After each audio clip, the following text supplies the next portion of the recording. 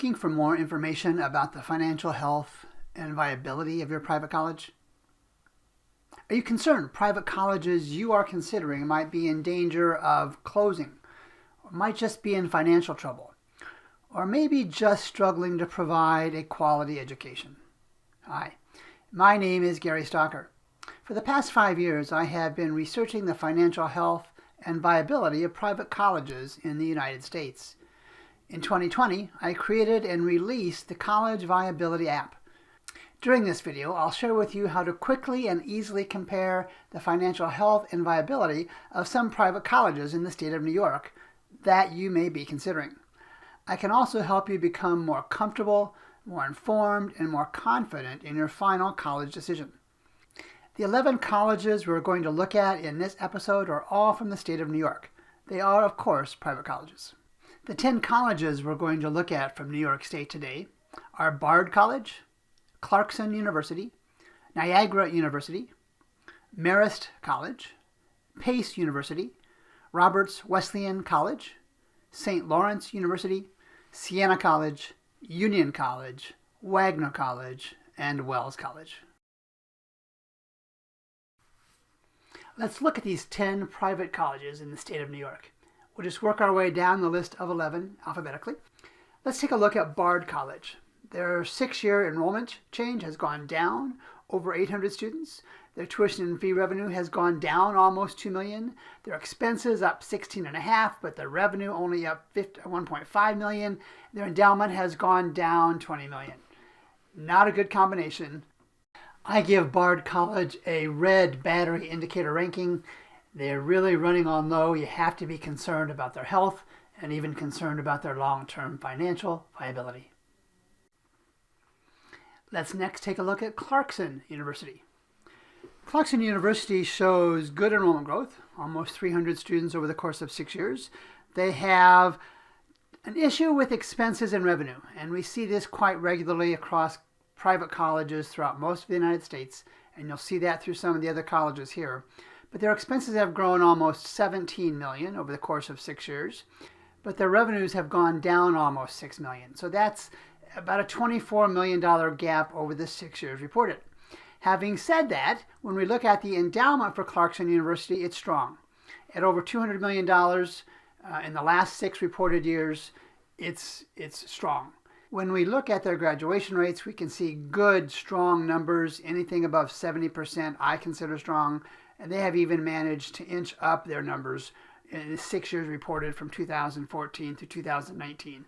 And again, I'll remind you, that's the last 6 years of data reported by the federal government through their National Center for Education Statistics. I'm going to give Clarkson University a green battery indicator rating. They're in pretty good shape, especially when compared to other colleges. I think it's strong financially, strong with academics, as you can see reflected in the graduation rates. A good, solid green battery rating for Clarkson.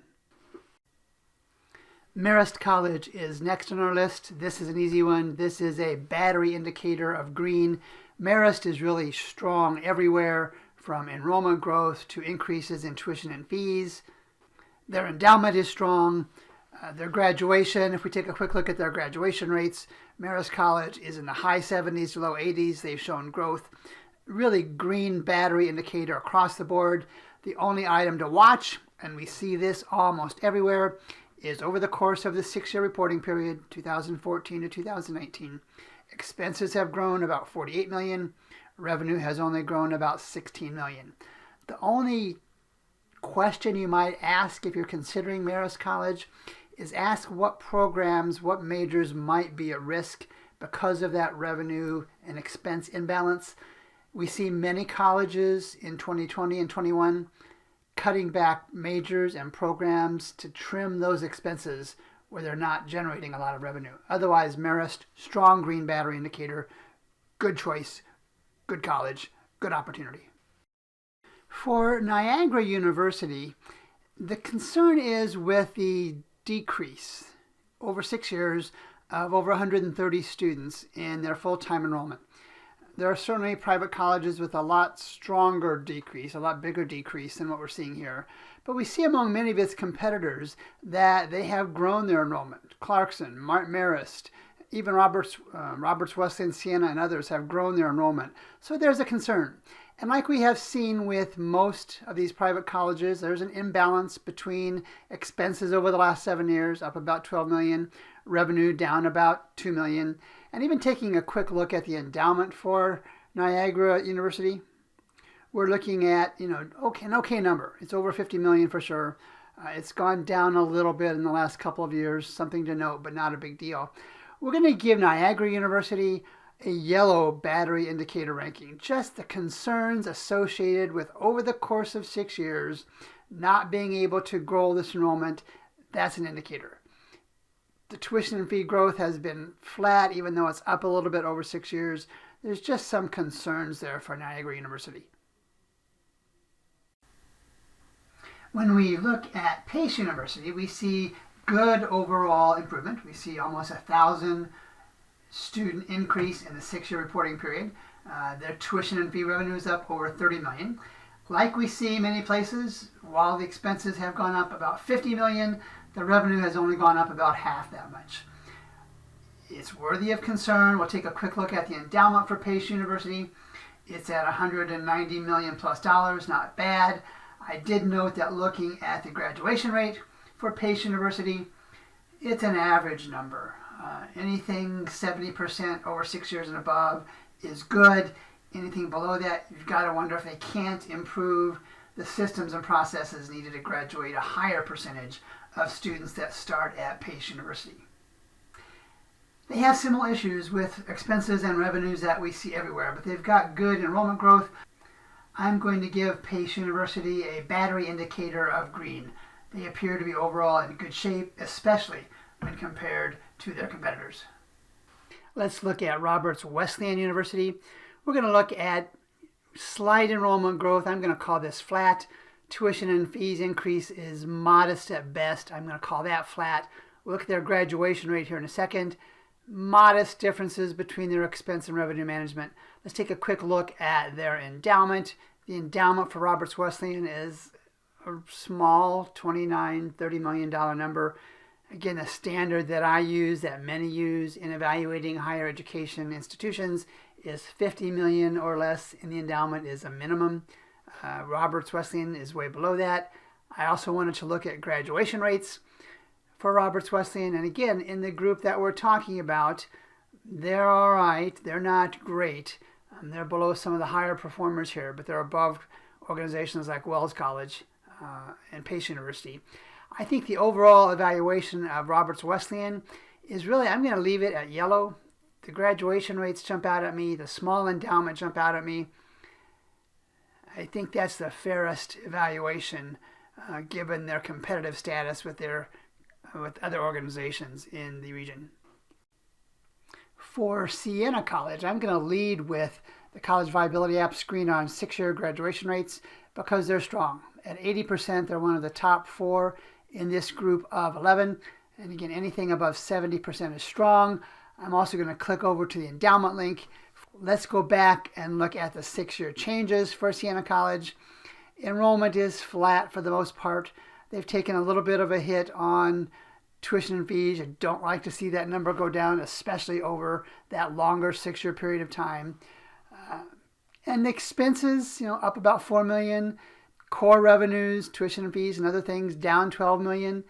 It's a concern.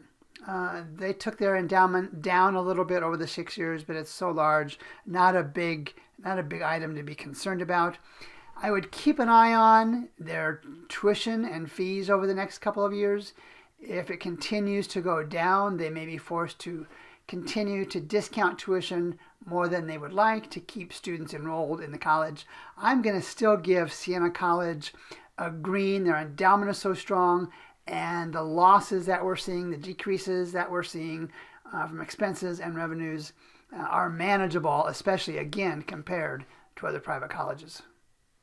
For St. Lawrence University, I'm going to again lead with 6-year graduation rates. Really strong number. For every 100 students who start as undergraduates at St. Lawrence University, 84 of every 100 end up graduating with that bachelor's degree from St. Lawrence University in 6 years. We just don't see that enough. We go to college to graduate. St. Lawrence, Siena, and others on this list do a good job. You'll see in many other areas of the country not nearly as good of a 6-year graduation rate as we see in this sample from New York State. We see similar issues that we've seen almost everywhere else, a big increase in expenses at about $16 million and about $5.5 million decrease in core revenues. They've got to watch that. Again, the question you want to ask admission reps when you see these numbers is, which of the programs are at risk of closing? Which of the majors are you going to think about not holding on to because you have expense issues? We'll look at the enrollment, and for St. Lawrence University, it's strong enough to be able to survive some minor ups and downs. It's been essentially flat over the 6 years. The endowment is strong for St. Lawrence University at over $250 million, way over. So easily, I can give St. Lawrence University a battery indicator of green. They've earned it. They deserve it, and they're one of the few colleges that we will consistently see perform like this. For Union College, we're going to lead with the endowment. You can see I've highlighted it here. Almost $500 million in endowment, the strongest in this group, one of a small set of colleges throughout the country with that strong of an endowment. I am going to go back and look at the 6-year changes. 6-year changes for Union College. They have struggled with enrollment, but even with that, they've been able to grow their tuition and fee revenue over $7 million. There are the same issues we see everywhere else, around $40 million gap between the increase in expenses and the decrease in revenues. Union College is positioned to be able to handle this. We'll look at the graduation rates, and again, very, very strong. Easy to give Union College in New York a battery indicator of green, well-run college, very competitive. You can feel comfortable choosing that one because it's financially healthy and it's going to have long-term viability for sure. And before we look at Wagner College, this overall group of 11 New York State private colleges is a strong subset. I pull these from a variety of sources and resources, and overall it's a strong group, as you'll see by the battery indicators that I've shared. The only exceptions are Bard College and Wells that we'll talk about in a minute, but Wagner is strong. They have managed an increased enrollment over the 6 years, nothing fabulous, but certainly strong enough. They've been able to grow tuition and fees. Their expense and revenue, same pattern we see elsewhere, but not as bad. A quick look at their enrollment data, and we see that Wagner College is about a 2,000 student school. Their enrollment is at about 2,000. Medium-sized school, it's gone up about 9% over the course of the 6 years. Their endowment at Wagner is modest, but they have other indicators that makes them a stronger performer. We can look at their graduation rates, and again, right at the minimum that I use, so not exceptional. I'm going to go ahead and go with green with some hesitation on Wagner. The hesitation is really associated with the balance that I see here on their expenses and revenue. You just like to see some core revenue growth over those 6 years. And the final New York private college on our list today is Wells College. It's going to get a battery indicator of red, and let me tell you why. Enrollment is down. They've already announced publicly a lot of concerns about their financial health and viability.